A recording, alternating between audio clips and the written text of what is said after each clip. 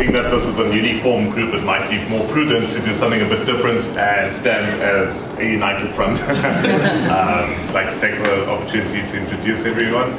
This is Rafio, this is Natalie, this is Sunil, and my name is Travis. And together we're people of color, and we represent teachers in South Korea who are currently practitioners at various different levels, ranging from kindergarten all the way up to the university level, and centering around one main topic, which is, well, it's an offshoot of social justice. I mean, social justice has been going for a long time, but it's more about forms of injustice, oppression, and discrimination. Now, that can take many different forms. It could be on an interpersonal level, it could be on a hierarchical level, it could be on your relationship with the authorized syllabi that's prescribed in different levels.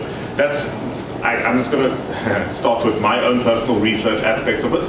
I deal not so much with the interpersonal aspects, but just with the student's relationship with the textbook and subliminal messages that are imparted, as well as the hegemonical structures of race, class, gender, historical inequalities, and current prevalent stereotypes and how they are perpetuated predominantly through imagery. Now, that lends itself to a lot of subjective interpretation and also prejudicial interpretation, but I try and be impartial about it, and I try to be empathetic about it. I try and think to myself, if I was an Asian person and I saw this imagery, how would I react? Or if I was a white person, how would I react? Etc., etc. So by trying to look at it from a different perspective, I get to see a bit more what's actually happening in the classroom dynamic that I might not be cognizant of at first. In so doing, I do regular posts on Facebook concerning that. I'm supported a lot by Natalie. Natalie's doing a lot of the work in terms of interpersonal. She goes to a lot of conferences, and she develops relationships with people based on just developing an open forum for where people can feel comfortable to talk about their own personal classroom experiences regarding challenges that they've had, misconceptions coming from students, stereotypes that are prevalent, and how to just be, how to listen to them first of all, how to act in many capacities, how to act as a psychologist, how to act as a counselor, how to act as a teacher, as a sociologist. So it's quite interdisciplinary and very difficult to describe. I'm just going to go and read what's basically here for you now. With the creation of the People of Color Teachers, SIG Co-TESOL is realizing its original mission of teachers helping teachers. It's a space for people of color to assemble, find solidarity in their shared experiences, coalesce a focused perspective, and devise anti-racist measures to rectify the harmful white supremacist values and racism embedded in the South Korean EFL curriculum. As dedicated professionals committed to social justice and as critical thinkers, we also hope to create professional networks and build on our teaching careers here in South Korea, whilst also raising awareness amongst the wider co-TESOL community. So based on what has been written here, this was written by this is the brainchild of a man named Art Misa, and Art Colado has basically created this, and it's very post-colonial, honestly. It looks at post-colonial societies, and it says, what are the ramifications? You know, I can relate to that as well. You know, coming from South Africa, I think yourself coming from the United States can relate to it. Yourself coming, I think the one who can really relate to it most of all is yourself.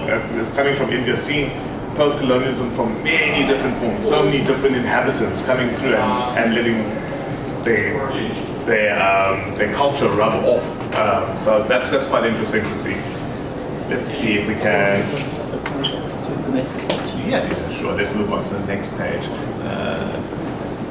Scroll down. Scroll down. Oh, it's on a PDF. Okay, so what about projects? So there are going to be many different venues, and the main topic is about appreciating diversity. There's a Gangwon Co-TESOL meeting. That's our next focus at the moment, and that is really what we're projecting there is a poster presentation where people can just come in and see different posters based on textbook excerpts and see our interpretation of the different issues at play, and encourage people just to share what they feel about it. You know, the idea is not to get people to acquiesce to everything that we agree with. If you disagree, that's also cool too. As long as we share ideas That's a great thing. And bringing things that are quite taboo or sensitive out in the open, because the more they remain voiceless and faceless, the greater impetus they get. But the more you actually engage in open discourse about it, the easier it is for us to coalesce, as Art put it, and come up with a plan to rectify it and change it for the better for everybody. Okay. All right. So exactly. So this is basically an image that's shown, right? That shows these misconceptions, right? So there are many different misconceptions that we'll touch on. Okay, diversity in children's books. This shows a lot of the different things that are happening. You can see the representation. 0.9% American Indians or First Nations, native inhabitants. 2.4% Latino, 3.3% Asian Pacific, 7.6% African, but 12.5% animals, trucks, etc., and 73% white. So, I mean, these type of trends are also going to be highlighted as well. Okay. There's going to be a publication as well. Sunil's going to be kind of involved with that, and another lady named Farah, who's not here at the moment. And different people involved in the topics talking about job discrimination, racism in the classroom, and giving practical tips against anti-racist strategies. Are there any questions from anyone? All right. Yeah. Sure. For the publication, is this, I know you're new and things like that. Sure. What is your ambition? To have this every month? To have this as a quarterly, a yearly project? What do you kind of foresee at this point? No concrete decision has been reached yet, but I mean, if something happens biannually, that gives enough time for people, bi-monthly perhaps, that gives enough time for people to sort of like submit stuff, and then we can edit it, proofread it, and then shortlist the different things that we want to put into the publication. But it would require, it really depends on our work schedule and just putting a team together to see an editorial team and making it feasible, you know. This is all volunteers. Yeah. So, and I don't even know what the length would be like. But if it's like 60 to 80 pages, that would be great. Yeah, let's see. Anything else? Right, that's We'll give you a round all day. Oh, sorry, would you like to mention your Yeah, She has a so presentation. I will be presenting in regards to race visibility within the Korean classroom. And I would like to invite you guys to come and attend that. I look forward to hopefully seeing some of your faces there. It will be at 2 o'clock? Yes. 2 p.m. 2 p.m. You can check that out. If you have your schedule, it's on there, and the room number's on there as well. So hopefully I'll see you guys there. Anyways, thank you guys so much. Okay. Thank you.